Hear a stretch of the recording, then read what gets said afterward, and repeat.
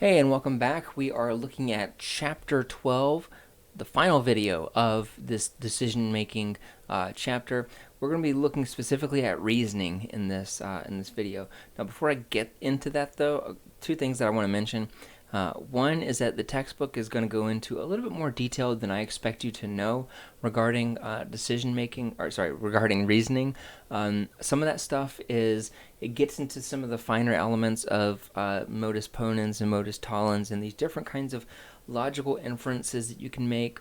And although I do think that those things are important to know, I also recognize that there is actually a class that our university offers specifically for this stuff, a logic class. With that being said, because I don't want your ability to use logic and to do logical syllogisms and stuff like that to be a barrier in this class, I don't feel like that's fair because that's not exactly psychology. So if you get bogged down in any of those details in the textbook, please just let me know. But I'm not going to be testing you. I'm not going to ask you to kind of compare syllogisms or to test yourselves and things like that. Just so you know. The other thing that I wanted to mention is that in other cognitive psychology textbooks, reasoning is its own chapter. Like, it is also a big part of cognitive psychology, but we're not going to get into a whole lot of that in this class, just for the sake of time. But one of my best friends from graduate school, this was his area. He was interested in cognitive psychology and reasoning and how we use reasoning and logic and stuff like that. So if this is something that interests you, there's lots of cool areas to explore. Now let's get into it. Most of kind of the most common cognitive task that measures reasoning is called the Wasson selection task. Now this task is not the best. It has lots of problems, but it is the most commonly used. And I think it's because it's quick and it's easy to do. So here are the rules. The hypothesis that I want you to test is that if a card has a vowel on one side, then it has an even number on the other side. So if you've taken research methods 1 with me, you've probably seen something like this before, because I think this is an easy example to illustrate how we test hypotheses. So the question then is, what cards do you need to turn over to demonstrate the correctness of this rule? So if we have this hypothesis, which is if a card has a vowel on one side, then it has an even number on the other side, which of these cards do we need to turn over to prove that this is true? And you can also see that I have a typo here, turn, which is exactly how me, being from the South, is actually how I pronounced turn before I moved up here. You got to turn the card over. All right, so here are the different cards. I'm only going to give you 4 in this case. Which of these cards do you need to turn over in order to prove the correctness of this rule? I'll let you look at this, and I'll let you choose which of these you want to turn over.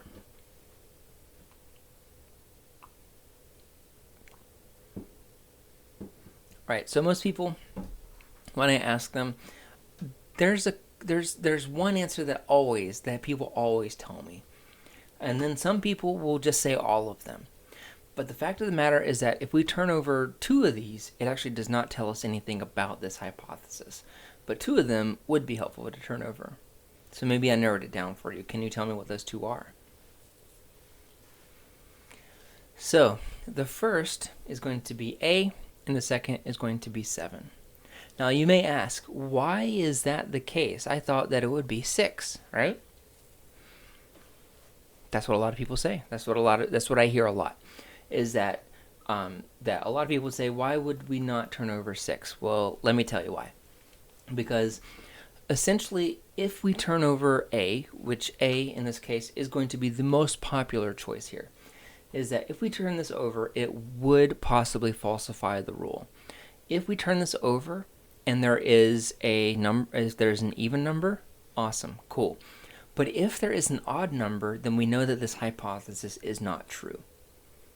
Now let's look over here at 6. So for 6, if we turn this over, if there's a vowel, does that falsify the rule? Think about what this hypothesis is. If a card has a vowel on one side, then it has an even number on the other side. Could it be the case that if there's a constant on the other side, would it falsify this rule? It wouldn't.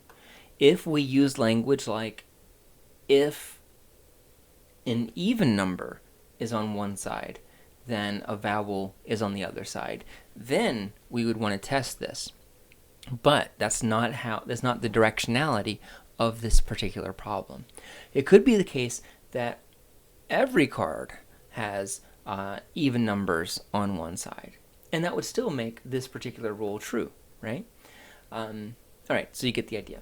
So most people do not choose this over here. They do not choose this last one. They do not choose the 7. So it doesn't come as easily as selecting the first one, which most people get. Why? Because basically, if a vowel was behind the number 7, then it would falsify this rule. If we turn this over and we see the letter A, then we know that this rule is false. If we turn it over and there's the letter B, then it doesn't matter. But if there is a vowel behind this, then it could falsify this rule. Now, like I mentioned, the two most common are going to be these first two, with this one right here, 6 being the second highest commonly chosen, but it wouldn't actually falsify the rule.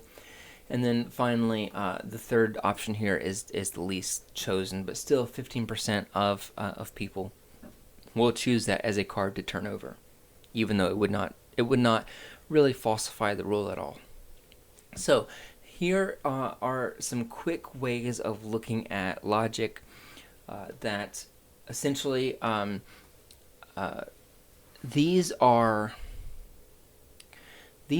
cases of logical biases or of logical fallacies.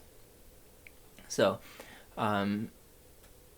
the example that causes problems in that previous case of choosing 6 is an example of affirming the consequent. Affirming the consequent is a logical fallacy. Here's why. Basically, you want to say that if A is true, then B is true. That's a very stripped down way of looking at the rule that we were just testing. So if you were to get this particular phrase and you discovered that B is true, then you cannot assume that A is also true. If you are, then you're basically saying that B is true, therefore A is true. But that's not the directionality of this particular problem. And then we could have, kind of very similarly, we could have if A is true, then B is true, and we find out that this first piece is not true, then we would say that B is also not true. In that case, that is also an incorrect assumption to make. You're going to see these used all the time online, especially when you're looking at like political arguments and things like that. You'll have people using these logical fallacies to willfully or not, I don't know if it's intentional or not, try to persuade you into their position. And I don't know if it's malicious, I don't know if they know what they're doing, or if it's just an honest mistake. So these are not logical conclusions to make, and the textbook does a good job of giving you examples to show you why. So here is if we were to basically plug in different assumptions into A and B, you can see why this would not work. So here is an example of affirming the consequent. If the object in my hand is a frog, then the object is green. You find out that the object in your hand is green, therefore it is a frog. That doesn't make sense, right? It could be grass in your hand. It could be a green purse in your hand, right? That doesn't make it a frog. So you can easily, this is a very easy example to see why that's bad logic. And then an example of denying the antecedent. If the object is in my hand is a frog, then the object is green. The object in my hand is not a frog, therefore it is not green, right? Again, you can see why that doesn't make sense. That you could still be holding grass, you could still be holding, a green purse or whatever, leaves. Just because it's not a frog doesn't mean that you're no longer not holding something that's green. All right, so one of the reasons why people are bad at logic is because of something called confirmation bias. Confirmation bias is a very popular thing to study right now because of the internet. The internet has made confirmation bias something that we encounter a lot in our daily lives. Basically what confirmation bias is that whenever we approach new evidence, whenever we find evidence, we are going to weight it. We're going to weigh it more, more. We're gonna give it a heavier weight if it is something that confirms our own beliefs or our own values or our own ideas, our own hypotheses. If we encounter information that goes directly against what we believe or what we assume or what we hope for, then we're going to weigh that evidence less. We're going to maybe even ignore it. This is going to lead people to basically become polarized. And so we see this a lot in politics, where if there is I don't know, it's impossible to use a political example without pissing somebody off, so I'm just going to go with one. Let's say that you're interested in public school education or something like that, and you are a big advocate for public schools. Your friend is an advocate for charter schools or something like that. So if that's the case, then you get into a debate with this individual, and you want to show that public schools are good. You're going to show evidence to that person, and that person is going to look at that evidence, and they're not going to trust it or to think that it is as valuable as the evidence that they have. They're going to show you evidence that they have, and they're going to assume that your evidence is not as valuable as that because it doesn't confirm their own beliefs. And so what happens is essentially that whenever people are looking at the news these days, that what they do is they look for information that is going to confirm their own beliefs about how America works or how the world works or how government works, things like that. So, for example, if you are more Republican in your views, you're going to go to news sources that are more Republican in their reporting. You are not going to think of it that way. You're going to think of it as you're going to look for more sources that are fair, that are more even-handed, that are less sensational, and you're going to trust those more. If you are somebody who is left-leaning, you're going to go to more left-leaning sources to look for your information, and you're going to feel the exact same way. You're going to look at it not because it is biased, but because it is more fair, because it is more honest, it is more neutral, more educated, or whatever, more learned. I don't know, whatever adjective you want to use, you're going to assume that that is the case. And essentially what that does is it gets people to get their news sources from different places and confirm their own beliefs, and it's a terrible thing. It sucks for our country. It sucks for the world that the internet has allowed that kind of thing to happen. We don't challenge ourselves like we used to. So an example of this that is not going to piss people off is going to be looking at movie reviews. So in this case, essentially, and this comes from an example that happened to me, is that my friend and I, we both really love movies, and so we're always talking about movies. And so sometimes we are interested, sometimes we disagree about movies, and when we do, it's very fun because then we argue about it. And let's say I'm going to give an example. I don't know if this is going to make people mad or not, but let's say Star Wars #9, Rise of Skywalker, or whatever.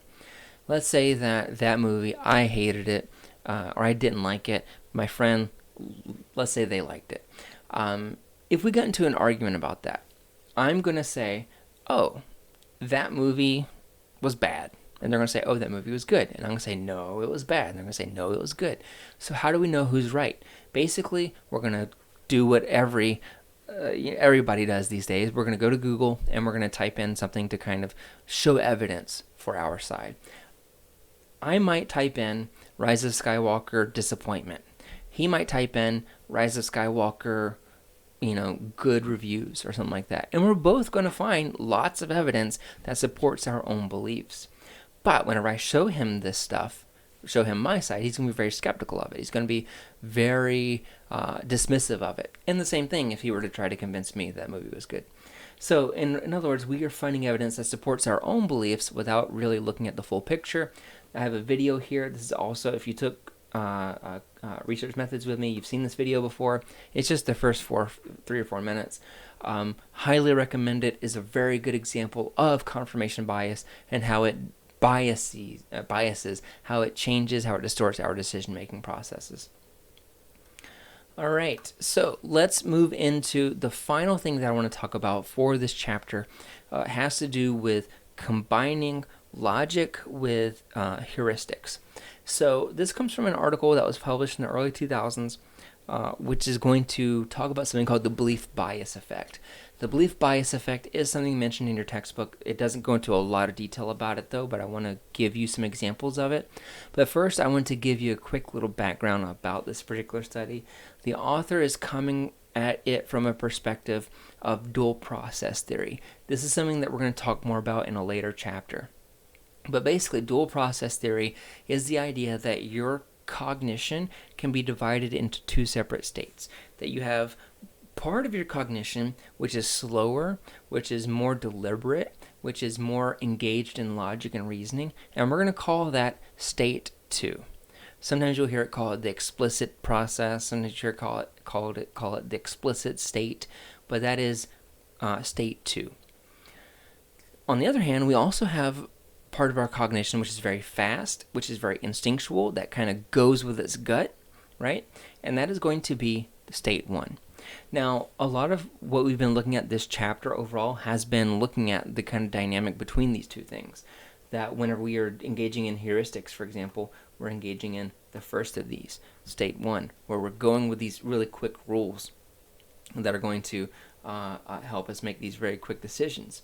But if we were to use rules that are slower, more deliberate, that require us to think and to use reasoning and to maybe even diagram things out, that's slower, it's more effortful, that is state 2.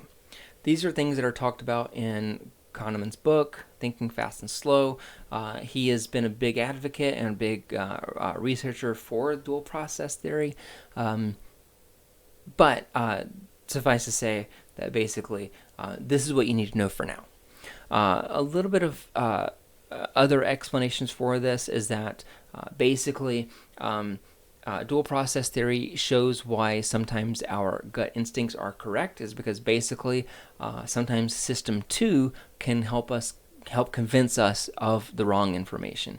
And you've probably experienced this before, where you're taking an exam, you have your initial reaction is to go with one answer, and then you talk yourself out of it, right? You convince yourself that something else is the answer, and then you find out that it was incorrect. And so just because system 2 requires more effort, that it is slower, doesn't necessarily mean that it is more correct. Sometimes it is, oftentimes it probably is, but that's not always the case.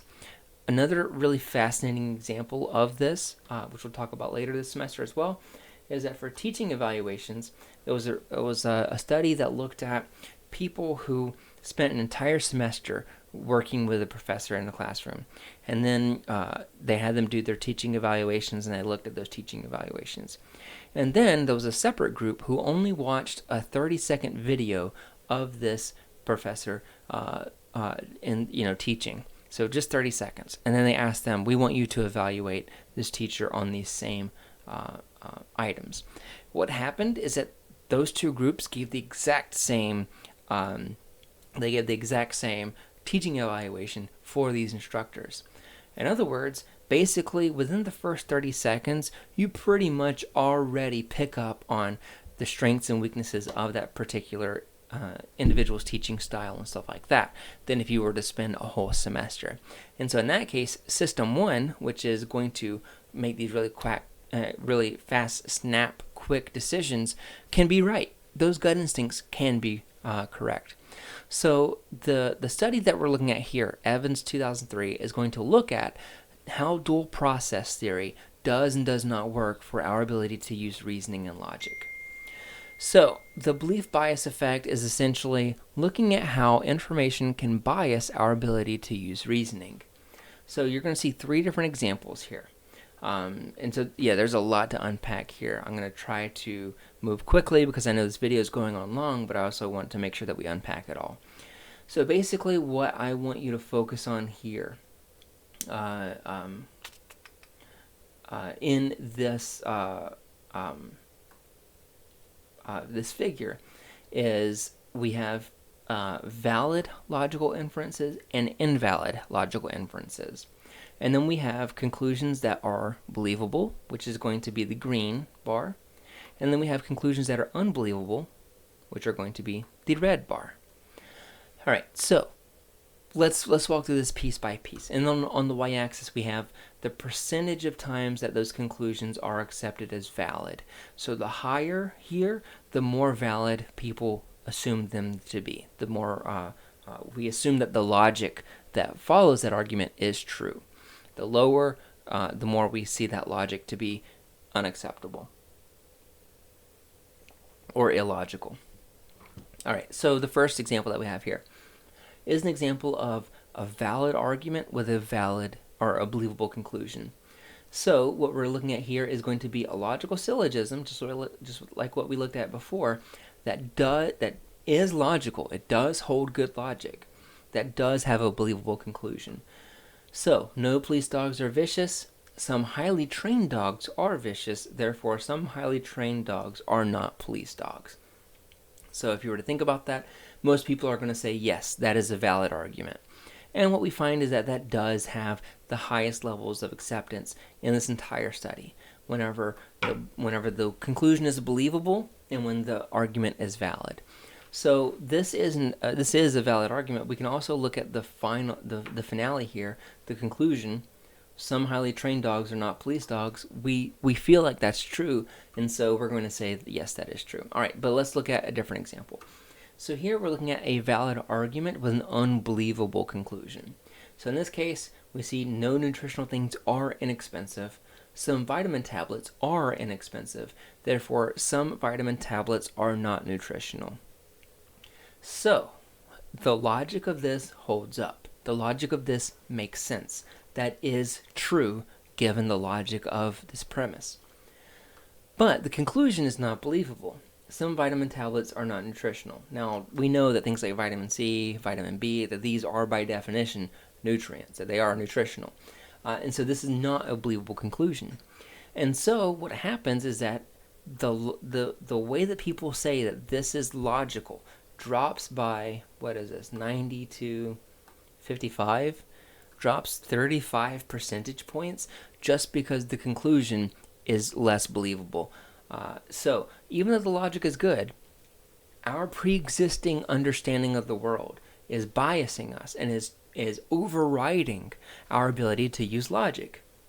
That basically the only difference between these two conditions is that they are both valid. They are both logical conclusions, but one of the conclusions is unbelievable. And because of that, that impairs our ability to make a logical conclusion here. You see that it almost drops down to chance level. That you might as well flip a coin at this point.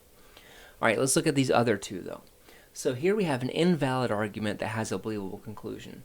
So no addictive things are inexpensive. Some cigarettes are inexpensive. Therefore, some addictive things are not cigarettes. So in this case, basically what we have is we have an invalid argument. So the logic of this does not hold up. We do have a believable conclusion. So we're going to say that no addictive things are inexpensive. Some cigarettes are inexpensive. Therefore, some addictive things are not cigarettes. So this is not a valid argument. But the conclusion is believable. So some addictive things are not cigarettes. You can probably think of a few yourself. Pokemon, for example, is addictive. It is not a cigarette, though. Or Animal Crossing is addictive, but not a cigarette. You get the idea. So because it is a believable conclusion, we tend to ignore the logic that is at work here.